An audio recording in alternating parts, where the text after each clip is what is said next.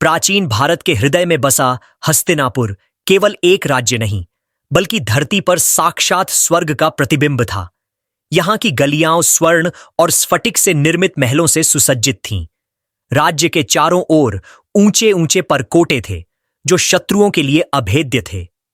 हस्तिनापुर की सबसे बड़ी विशेषता वहां से बहने वाली अमृतवाहिनी नदी थी, जिसका जल इतना स्वच्छ और शीतल था कि उसमें तलहटी के कंकड़ भी किसी हीरे की भांति चमकते दिखाई देते थे। इस महान राज्य के अधिपति थे राजा बाहुबली। बाहुबली केवल अपने नाम से ही बलवान नहीं थे, बल्कि उनका हृदय भी उतना ही विशाल था। वे अपनी प्रजा को संतान की भांति प्रेम करते थे।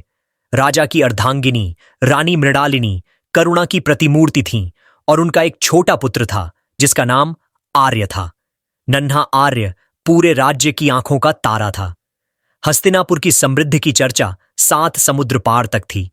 वहां कभी कोई भूखा नहीं सोता था और न ही किसी को कोई शोक सताता था। परंतु नियति का पहिया सदा एक सा नहीं घूमता। एक सुबह जब सूर्योदय हुआ तो उसकी किरणें स्वर्णमयी होने के बजाय रक्त के समान लाल दिखाई दीं। आकाश में अजीब से काले बादलों का डेरा जम गया, जिनमें से वर्षा नहीं बल्कि राख जैसी कोई वस्तु गिर रही थी। देखते ही देखते हस्तिनापुर की जीवन रेखा, अमृतवाहिनी नदी का पानी गंदा और काला पड़ने लगा। मछलियां तड़प तड़प कर मरने लगीं। अगले कुछ दिनों में स्थिति और भयावह हो गई। खेतों में खड़ी फसलें रातों रात सूख कर काली पड़ गईं। राज्य के पशु जो कल तक स्वस्थ थे, एक रहस्यमयी बीमारी की चपेट में आकर दम तोड़ने लगे। गायों ने दूध देना बंद कर दिया और घोड़ों के शरीर पर नीले निशान उभर आए। जल्द ही यह बीमारी इंसानों तक पहुंच गई। हस्तिनापुर के लोग अजीब तरह से कांपने लगते। उनकी आंखें पीली पड़ जातीं और वे बिना किसी बाहरी चोट के बिस्तर पकड़ लेते। वैद्यों की सारी औषधियां बेअसर साबित हो रही थीं। राजा बाहुबली का हृदय अपनी प्रजा की यह दुर्दशा देख छलनी हो गया।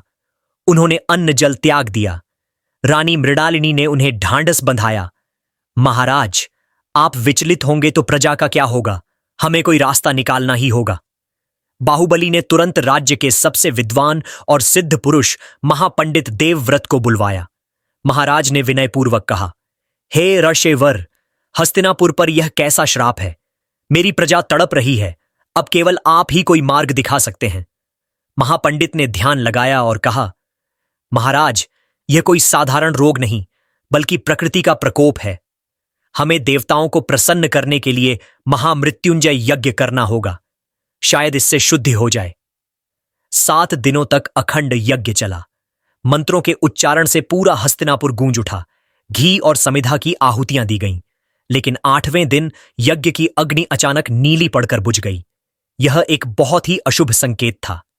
पंडित देवव्रत का चेहरा पीला पड़ गया। उन्होंने कांपती आवाज में कहा, महाराज, यज्ञ निष्फल रहा। इसका अर्थ है कि समस्या का कारण भूलोक के बाहर नहीं, बल्कि इसी धरती की कोख में दबा है। बाहुबली ने पूछा, क्या अर्थ है आपका ऋषिवर? पंडित जी ने पुरानी पांडुलिपियों को खोलते हुए बताया, महाराज, आपके पूर्वजों के समय में एक महान युद्ध हुआ था। एक ऐसा दानव था जिसे कोई मार नहीं सकता था। वह अमर था। वह दानव अत्यंत शक्तिशाली था।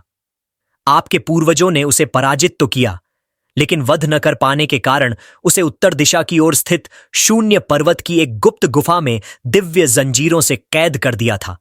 सदियों से वह शांत था, लेकिन अब ऐसा प्रतीत होता है कि उसकी जंजीरें ढीली पड़ रही हैं, या उसकी पीड़ा इतनी बढ़ गई है कि उसकी नकारात्मक ऊर्जा हस्तिनापुर की मिट्टी और पानी को विषैला बना रही है। आपको स्वयं उसके पास जाना होगा। राजा बाहुबली ने बिना एक क्षण गंवाए अपनी तलवार उठाई। उन्होंने अपने पुत्र आर्य के माथे को चूमा और रानी से विदा ली। अगले दिन की भोर होते ही बाहुबली अपने चुने हुए 10 वीर सैनिकों के साथ उत्तर के बर्फीले पहाड़ों की ओर निकल पड़े। शून्य पर्वत की चढ़ाई आसान नहीं थी। जैसे जैसे वे उत्तर की ओर बढ़ रहे थे, हवा और अधिक ठंडी और भारी होती जा रही थी। तीसरे दिन के अंत में वे उस स्थान पर पहुंचे जहां गुफा का द्वार था। वह द्वार चट्टानों के बीच एक संकरी दरार जैसा था, जिससे निरंतर एक डरावनी गूंज सुनाई दे रही थी। बाहुबली ने अपने सैनिकों को आदेश दिया, तुम सब यहीं रुको। अंदर का संकट अज्ञात है।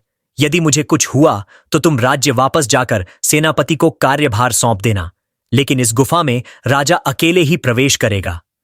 सैनिकों ने मना करना चाहा, पर बाहुबली के आदेश के सामने वे विवश थे। मशाल लेकर बाहुबली अंधेरी गुफा में प्रविष्ट हुए।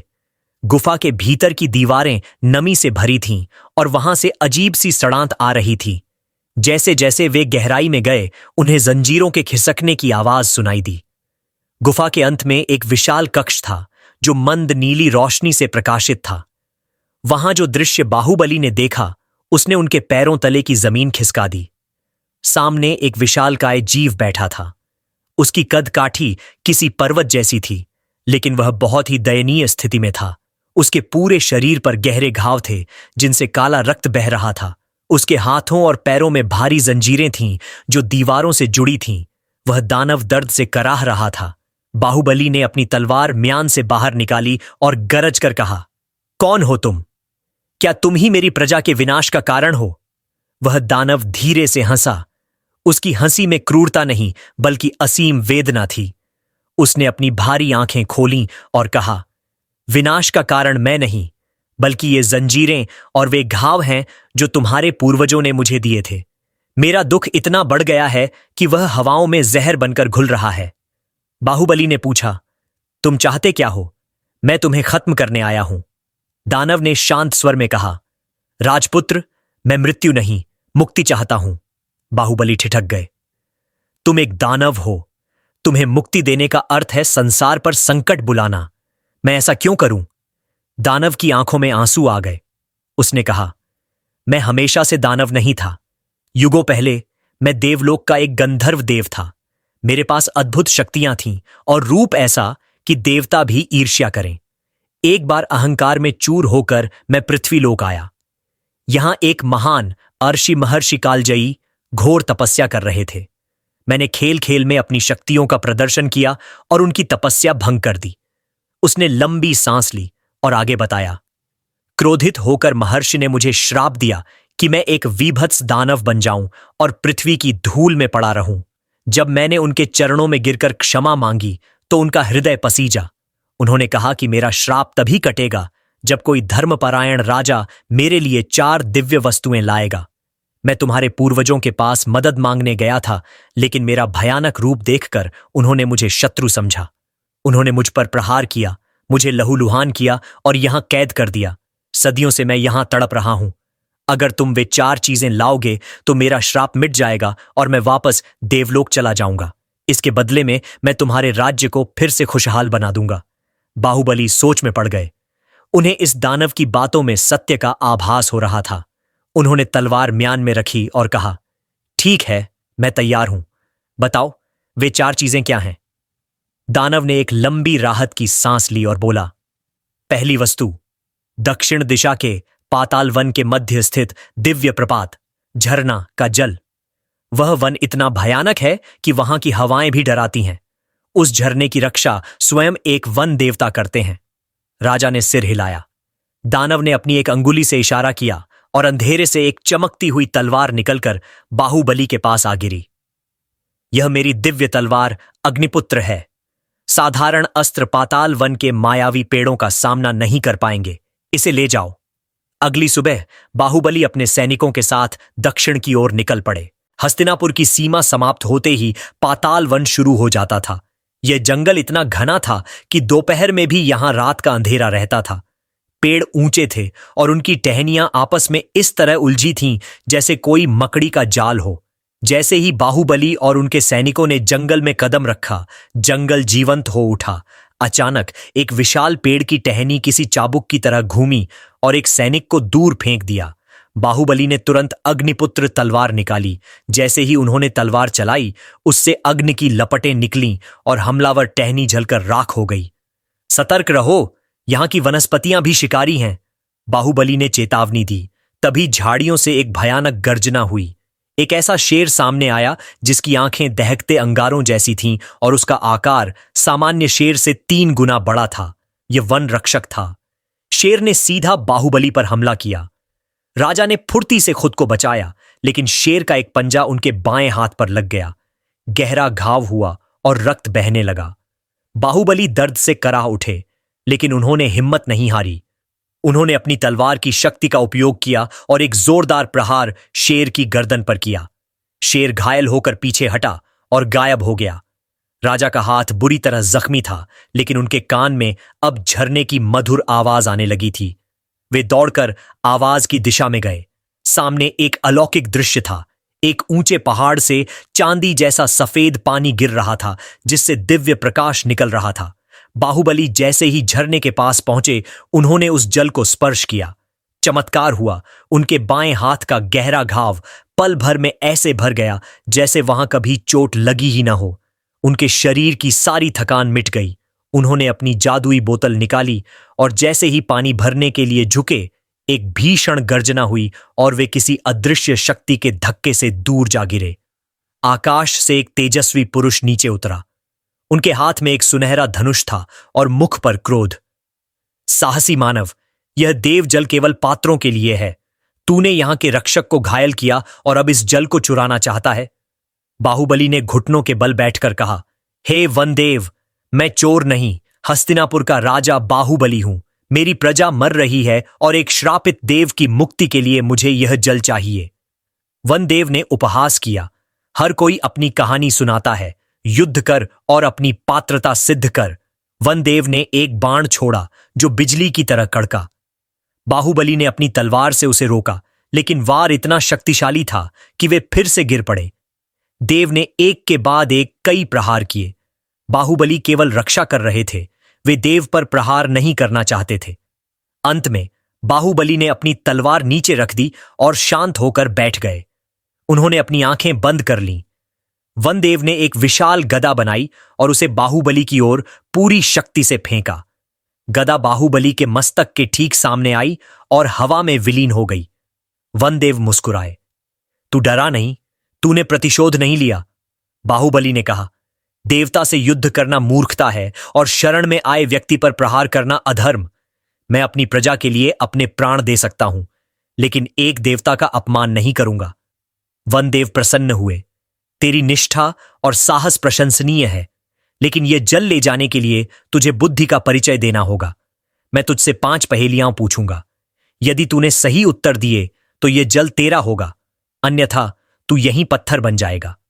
बाहुबली ने कहा, मैं तैयार हूं देव। वनदेव ने अपनी पहेलियां शुरू की। पहेली 1, वह क्या है जो जितना ज्यादा आपके पास होगा आपको उतना ही कम दिखाई देगा?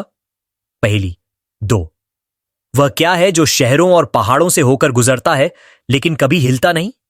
पहेली 3, उसका अपना कोई शरीर नहीं है पर वह हवा में बातें करता है। उसका कोई घर नहीं पर वह पहाड़ों में रहता है।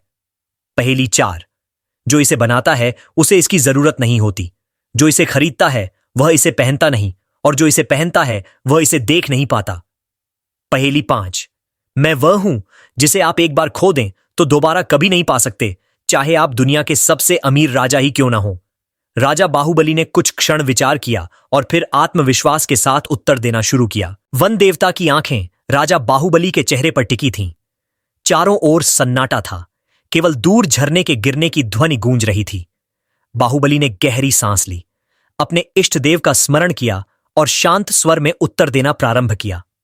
बाहुबली ने कहा, हे देव, आपकी पहली पहेली का उत्तर है अंधेरा, डार्कनेस। क्योंकि अंधेरा जितना घना होता है, मनुष्य की दृष्टि उतनी ही कम होती जाती है।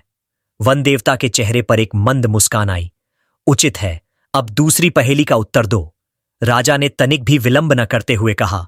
दूसरी पहेली का उत्तर है मार्ग या सड़क, रोड।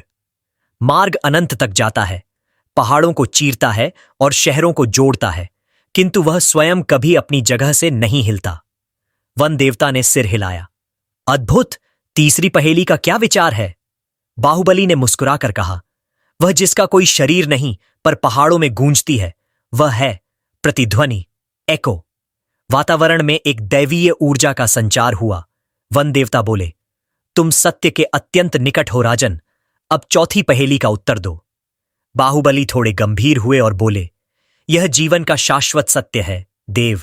जो इसे बनाता है उसे इसकी आवश्यकता नहीं, जो खरीदता है वह पहनता नहीं, और जो पहनता है वह देख नहीं पाता। वह है ताबूत, कॉफिन या कफन। वन देवता की आंखों में सम्मान का भाव उमड़ आया। उन्होंने अंतिम प्रश्न की ओर संकेत किया। बाहुबली ने भावुक होकर कहा, 5वीं पहेली का उत्तर है समय, टाइम। समय वह अमूल्य धन है जिसे खो देने पर संसार का कोई भी सम्राट अपनी सारी संपत्ति देकर भी वापस नहीं खरीद सकता। वन देवता खिलखिलाकर हंस पड़े। उनकी हंसी से पाताल वन के पेड़ झूम उठे। धन्य है हस्तिनापुर, जिसे तुम्हारे जैसा बुद्धिमान और धैर्यवान राजा मिला। तुम न केवल वीर हो, बल्कि तुम्हारी आत्मा भी शुद्ध है। लो, यह दिव्य जल अब तुम्हारा है। देवता ने अपने हाथ के इशारे से झरने के जल की एक धारा को बाहुबली की जादुई बोतल की ओर मोड़ा। बोतल स्वतः भर गई और उसमें से नीली किरणें निकलने लगीं। देवता ने आशीर्वाद देते हुए कहा, जाओ बाहुबली, तुम्हारी निस्वार्थ भक्ति ही तुम्हारी जीत का आधार बनेगी। क्षण भर में वन देवता अंतर्धान हो गए। बाहुबली ने बोतल को सुरक्षित अपने सीने से लगाया और घायल हाथ की परवाह की बिना अपने सैनिकों की ओर दौड़ पड़े। वापसी की यात्रा भी चुनौतीपूर्ण थी, किंतु बाहुबली के मन में अपनी प्रजा को बचाने की तड़प ने उन्हें असीम शक्ति दे दी थी। वे बिना रुके दिन रात चलते हुए उत्तर की उन बर्फीली पहाड़ियों की ओर पहुंचे जहां वह दानव कैद था। जब बाहुबली गुफा के भीतर प्रविष्ट हुए तो उन्होंने देखा कि दानव की स्थिति और भी दयनीय हो गई थी। उसका शरीर काला पड़ता जा रहा था और उसकी सांसें उखड़ रही थीं। बाहुबली को देखते ही दानव की आंखों में चमक आ गई। क्या तुम ले आए? उसने कांपती आवाज में पूछा। बाहुबली ने दिव्य जल की बोतल ऊंची की, लेकिन उसे देने के बजाय वे पीछे हट गए। उन्होंने दृढ़ स्वर में कहा, हे देव स्वरूप दानव, मैं अपना वचन निभाने आया हूं, किंतु उससे पहले तुम्हें अपना प्रमाण देना होगा। मेरा राज्य लहूलुहान है, मेरे पशु मर रहे हैं और मेरी जनता तड़प रही है। यदि तुम वास्तव में शक्तिशाली हो तो पहले मेरे हस्तिनापुर के कष्टों का अंत करो। जब मुझे विश्वास हो जाएगा कि मेरी प्रजा सुरक्षित है, तभी यह जल तुम्हें प्राप्त होगा। दानव ने एक दर्दनाक कराह भरी और कहा, तुम्हारी शर्त उचित है राजन। अपनी आंखें बंद करो और अपने राज्य का स्मरण करो। दानव ने अपनी बची कुची शक्ति बटोरी और एक प्राचीन मंत्र का उच्चारण किया। अचानक गुफा के भीतर से एक सुनहरी लहर निकली जो उत्तर से दक्षिण की ओर पूरे राज्य में फैल गई। उसी क्षण गुफा के द्वार पर एक सैनिक बदहवास होकर अंदर आया। उसके चेहरे पर खुशी के आंसू थे। महाराज, महाराज, चमत्कार हो गया! बाहुबली चौंके। क्या हुआ सैनिक? स्पष्ट कहो, सैनिक हाँफते हुए बोला। अभी अभी समाचार मिला है कि अमृतवाहिनी नदी का पानी फिर से स्फटिक जैसा साफ हो गया है। बीमार लोग बिस्तरों से उठकर नाचने लगे हैं। मरे हुए पशुओं की जगह नए बछड़ों का जन्म हो रहा है और सूखे हुए खेत फिर से लहलहाने लगे हैं।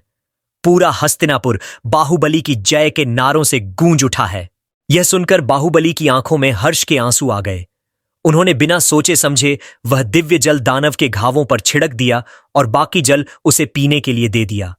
जैसे ही उस जल की बूंदें दानव के शरीर पर पड़ीं, उसके काले घाव भरने लगे। उसकी भयानक आकृति धीरे धीरे बदलने लगी। उसकी खाल जो पत्थर जैसी सख्त थी, अब कोमल होने लगी थी, लेकिन वह पूरी तरह से देव नहीं बना। दानव ने लंबी सांस ली और कहा, बाहुबली, तुमने अपना वचन निभाया।